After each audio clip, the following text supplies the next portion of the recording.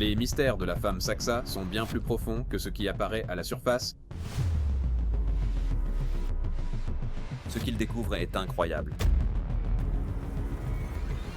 Quel type d'ingénierie ancienne pouvait défier des siècles de tremblements de terre sans une goutte de mortier? Bienvenue à Sacsayhuaman, une forteresse de pierres différente de tout ce que les Espagnols avaient vu lorsqu'ils ont atteint les Andes. Construite par les Incas, façonnée sans fer et perchée haut au-dessus de Cusco, ces pierres s'emboîtent encore avec une précision époustouflante.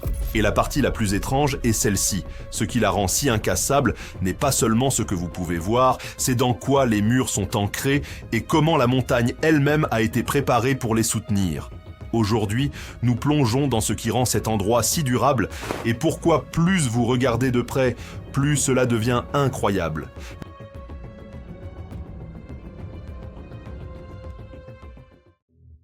La pierre qui refusait de s'effondrer. De loin, Sacsayhuaman semble immobile, presque géologique, comme si la montagne elle-même avait décidé de prendre forme. De près, l'illusion s'intensifie.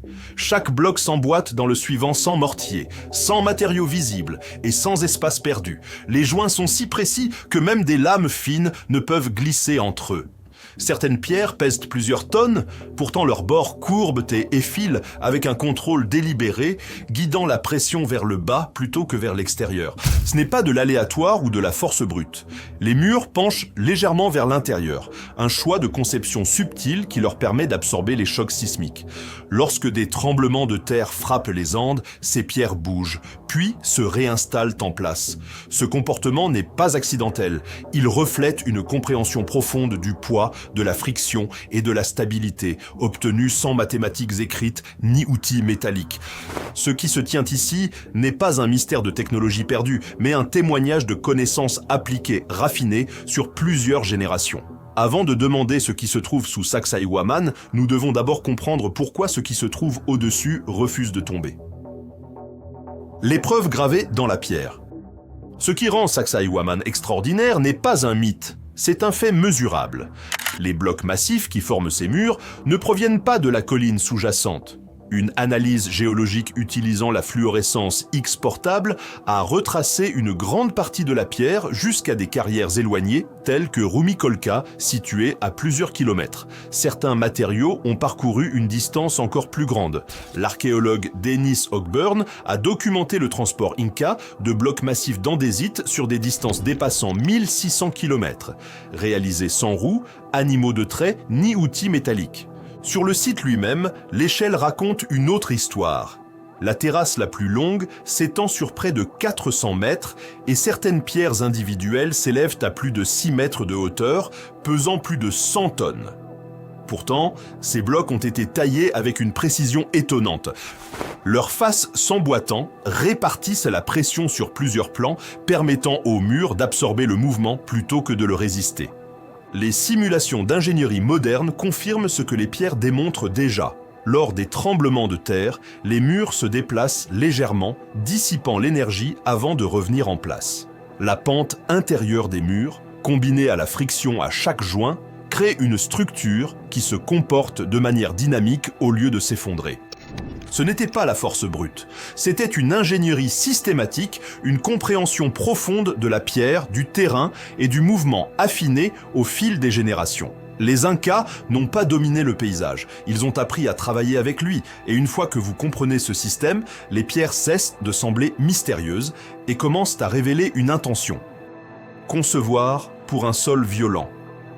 Dans une région où le sol tremble sans avertissement, les Incas construisaient pour le mouvement, pas pour la résistance. À Sacsayhuaman, la survie ne venait pas de la masse pure, mais de la géométrie.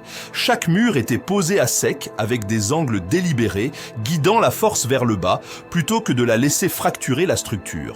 La modélisation structurelle moderne montre que ce n'était pas un accident. L'architecture anticipe les contraintes avant qu'elles n'arrivent. Au lieu de se fissurer sous la pression, le système disperse l'énergie à travers sa forme. Même les couches de base ont été conçues pour stabiliser le mouvement, ancrant la structure à la colline sans confinement rigide. Ce n'était pas une durabilité passive, c'était une résilience calculée. Sacsayhuaman ne se contente pas de résister aux tremblements de terre. Il y répond, s'adaptant de façon que les ingénieurs modernes étudient encore aujourd'hui. Des fondations taillées dans le roc. Ce que nous voyons à Sacsayhuaman n'est qu'une partie de ce qui a été construit. Les pierres continuent, sous la surface visible, ancrées dans des tranchées creusées dans la roche vivante. Le chroniqueur Pedro Chiesa de León, écrivant en 1553, décrivait comment les fondations avaient été délibérément excavées et ajustées pour maintenir les murs en place, bien avant que le ciment ou le béton ne soit une option. L'archéologie moderne confirme cela. Les Incas ont aménagé la colline en terrasse, nivelant certaines zones et en creusant d'autres pour former des assises stables pour leurs mégalithes. Certaines pierres reposent sur des marches taillées directement dans le roc. D'autres sont nichées dans des plateformes préparées pour empêcher tout déplacement lors d'événements sismiques ou d'érosion. Ces décisions n'étaient pas des improvisations. Elles étaient des engagements structurels pris tôt et exécutés au fil du temps. Mais ce que ces fondations ne sont pas, c'est un labyrinthe caché. Il n'existe aucune preuve crédible de chambres ou de tunnels conçus sous les terrasses principales. Ce qui se trouve en dessous n'est pas secret, mais délibéré, un système de soutien aussi soigneusement construit que les murs qu'il soutient. Une ville bâtie pour le rituel. Sacsayhuaman n'a jamais été uniquement une forteresse militaire.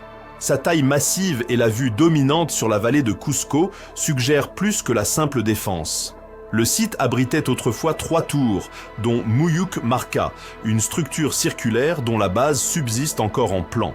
Ces tours abritaient vraisemblablement des réservoirs d'eau, des plateformes de signalisation ou des fonctions cérémonielles désormais perdues. En dessous s'étend une vaste place ouverte, capable d'accueillir des milliers de personnes. Les récits espagnols la décrivent comme un lieu de rituels publics et de rassemblements impériaux, la reliant aux traditions andines plus larges des cérémonies étatiques et de la géographie sacrée.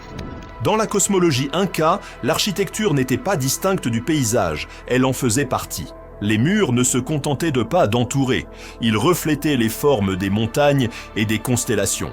À leur arrivée, les Espagnols ont démantelé une grande partie de la structure supérieure, réutilisant les pierres pour le Cusco colonial. Ce qui reste, ce sont les fondations et les terrasses, suffisamment pour suggérer un complexe non pas de guerre, mais de présence rituelle, où la pierre et le ciel étaient conçus pour se rejoindre. Grotte, fermeture et réalité. Près des bords extérieurs du complexe de Sacsayhuaman se trouvent des cavités naturelles appelées chincanas, en quechua, labyrinthe ou tunnel. Ces formations calcaires sont de petites grottes ou crevasses, probablement formées par l'érosion, et font depuis longtemps partie du folklore local. Certains disent qu'elles menaient jadis à des chambres secrètes sous Cusco ou reliaient des temples éloignés sous terre. En réalité, ces histoires ont une base limitée. Les chincanas existent bien, mais l'accès à leur passage plus profond est restreint, non pas par secret, mais pour des raisons de sécurité. Au fil des années, plusieurs sections se sont effondrées ou sont devenues instables, ce qui a poussé le ministère de la Culture à les fermer au public. Il n'existe aucune carte vérifiée d'un réseau souterrain, ni aucun témoignage de corridors construits par les Incas sous la forteresse. Pourtant, l'idée persiste. Peut-être parce que les pierres en surface semblent si précises, l'envie d'imaginer quelque chose d'aussi vaste en dessous est forte. Mais parfois, un passage scellé n'est qu'une formation naturelle, et son mystère ne réside pas dans ce qui est caché, mais dans la raison pour laquelle nous souhaitons qu'il aille plus profondément. Ciel, symbole et paysage. Pour l'Inca, les cieux n'étaient pas lointains, ils étaient inscrits dans la terre. À travers la région de Cusco, des chercheurs ont tracé un réseau de lignes rituelles appelées suc, rayonnant depuis le temple du Coricancha comme des rayons sur une roue. Ces chemins reliaient des sites sacrés, reflétant un ordre cosmologique sur Terre. Le rôle de Sacsayhuaman dans ce système reste débattu. Certains chercheurs, comme Giulio Magli, suggèrent des alignements entre ces murs et les levées de soleil des solstices, ou des liens avec des pics voisins utilisés comme marqueurs d'horizon. Mais bien que ces théories intriguent, peu d'alignements ont été démontrés de manière concluante sur place. Sans ligne de vue reproductible ni ombre solaire confirmable, les affirmations célestes restent des hypothèses captivantes mais non prouvées. Ce qui est clair, c'est que le site a été construit avec une perception du paysage comme étant plus qu'un simple terrain. L'architecture ne domine pas son cadre, elle collabore avec lui. Les Incas ne construisaient pas pour résister à la nature. Ils construisaient pour s'aligner avec des forces qu'ils croyaient courir à travers la pierre, le soleil et le ciel de la même manière. Témoin d'une conquête. Les premières descriptions de Sacsayhuaman après l'arrivée des Espagnols ne proviennent pas d'archéologues, mais de conquistadors et de chroniqueurs. Pedro Pizarro, Pedro Chiesa de León et plus tard Garcilaso de la Vega ont tous laissé des récits du site. Certains émerveillés, d'autres méprisants, mais chacun offrant des fragments de ce qui était déjà en train de disparaître. Ils décrivent des murs imposants assemblés si étroitement qu'on ne pouvait même pas glisser un couteau entre les pierres. Il relate comment, après la chute des Incas, des bâtisseurs espagnols ont démonté les structures supérieures, traînant des blocs en bas de la colline pour construire des églises, des maisons et des bâtiments gouvernementaux à Cusco. Le site, autrefois animé par la cérémonie et le pouvoir, est devenu une carrière. Pourtant, même en ruine partielle, les Espagnols ont reconnu la grandeur de Sacsayhuaman. Leurs écrits conservent des aperçus de ce qui se dressait au-dessus des terrasses que nous voyons maintenant.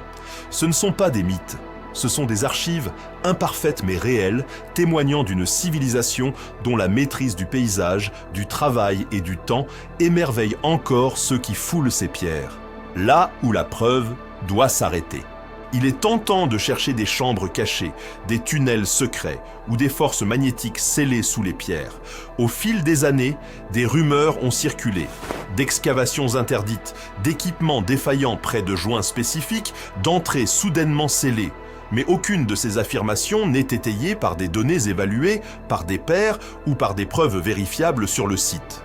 Aucune étude par radar à pénétration de sol n'a été formellement publiée, confirmant des cavités conçues sous les murs principaux. Aucune anomalie magnétique documentée n'apparaît dans des études crédibles. Et aucune fouille autorisée n'a révélé de tunnels longs de plusieurs kilomètres sous le plateau. Ces idées persistent parce que le site invite à l'émerveillement. Mais la spéculation n'est pas la même chose que la science. Respecter l'accomplissement inca signifie honorer ce qu'ils ont construit, pas inventer ce qu'ils n'ont pas fait. Les mystères qui valent la peine d'être poursuivis ne sont pas ceux cachés sous terre, mais ceux visibles à travers la pierre apparente. Endurance, précision et une maîtrise du temps et du terrain qui continuent de défier une explication facile. Ils n'avaient pas besoin d'acier, de mortier, ni de mathématiques modernes, juste du temps, et des milliers de mains façonnant les montagnes en mémoire. Alors, que pensez-vous qu'il y ait sous Sacsayhuaman? Plus de mythes, ou plus que nous n'avons encore à mesurer? Faites-le nous savoir dans les commentaires ci-dessous.